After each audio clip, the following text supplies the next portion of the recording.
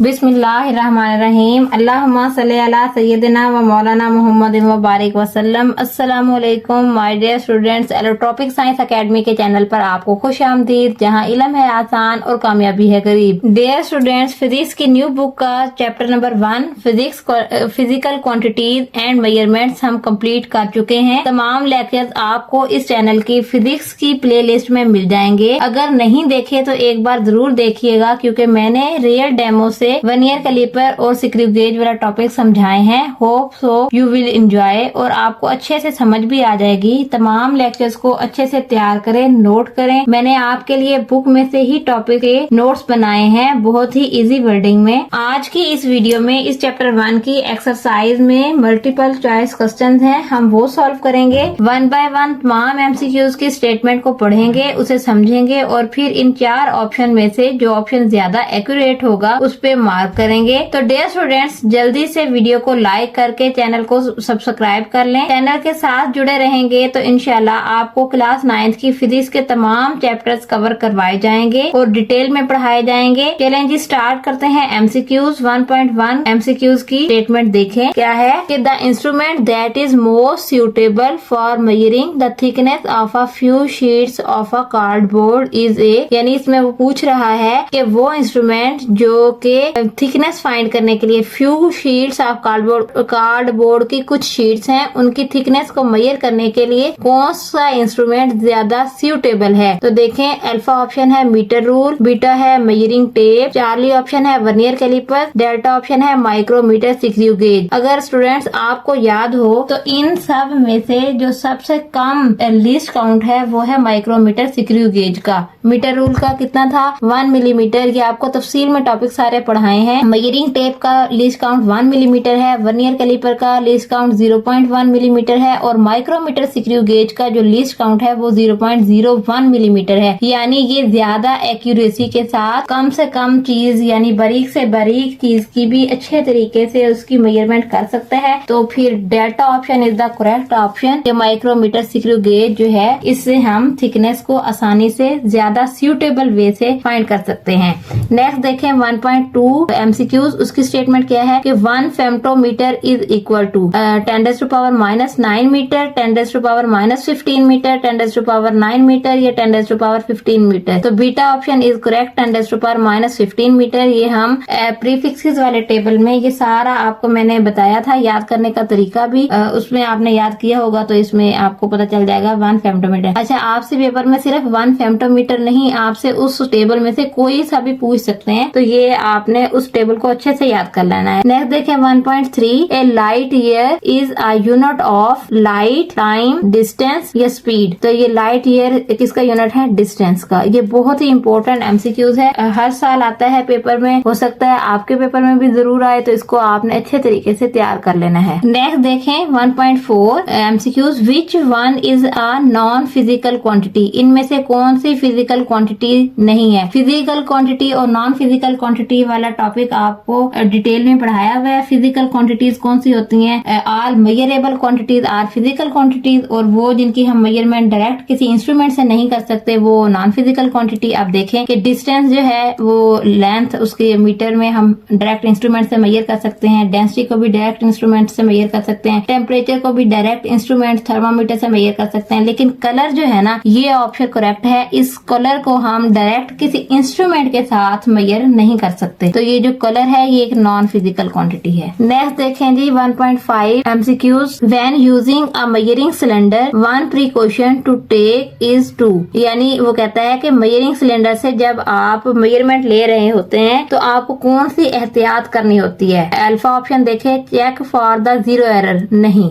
Beta, look at the meniscus from below the level of the water surface, no. Charlie option, take several readings by looking from more than one direction, no. Delta option देखें, position the eye in line with the bottom of the meniscus. तो यही delta option correct है। जो students, meniscus थी ना, water की आखिरी वाली लेयर थी जहाँ पे लेवल हो चुका होता है पानी का, उसे मेनिस्कस बोलते हैं। उस मेनिस्कस के सामने बिल्कुल सीधे आपने अपनी आंख को सेट करना होता है, तो यही इसमें सबसे बड़ी एहतियात थी। तो delta option is the correct option, ये डेल्टा ऑप्शन ठीक है। नेक्स्ट देखें 1.6 MCQ MCQs, volume of water consumed by you per day is estimated. जो आप एक दिन में पानी पीते हैं तो आप क्या कहते हैं कि 1 मिलीमीटर में पानी पिया, लीटर में पिया, किलोग्राम में पिया या क्यूबिक मीटर। आप यही कहते हैं ना, 1 लीटर पानी पिया, 2 लीटर, 3 लीटर, 6 लीटर। तो ये लीटर वाला ऑप्शन क्या है, करेक्ट ऑप्शन है। नेक्स्ट देखें जी 1.7 MCQs। A displacement can is use to measure mass of a liquid, mass of a solid, volume of a liquid या वॉल्यूम ऑफ अ सॉलिड। तो हम डिस्प्लेसमेंट कैन मेथड किस लिए यूज करते हैं, वॉल्यूम फाइंड करने के लिए इरेगुलर शेप्ड सॉलिड का। तो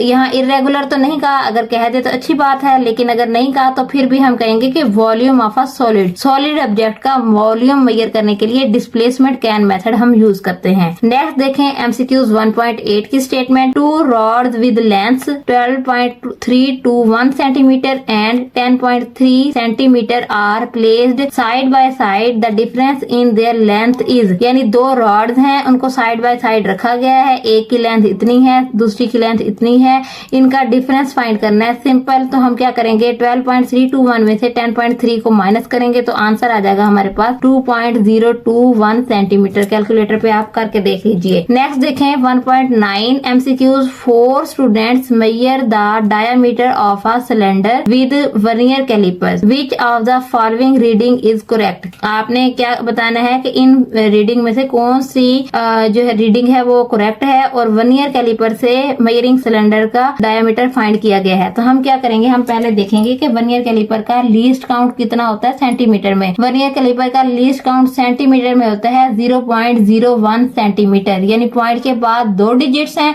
तो हम अब यहाँ से वो वैल्यू ढूंढेंगे जहाँ पॉइंट के बाद 2 डिजिट्स गिवन हो।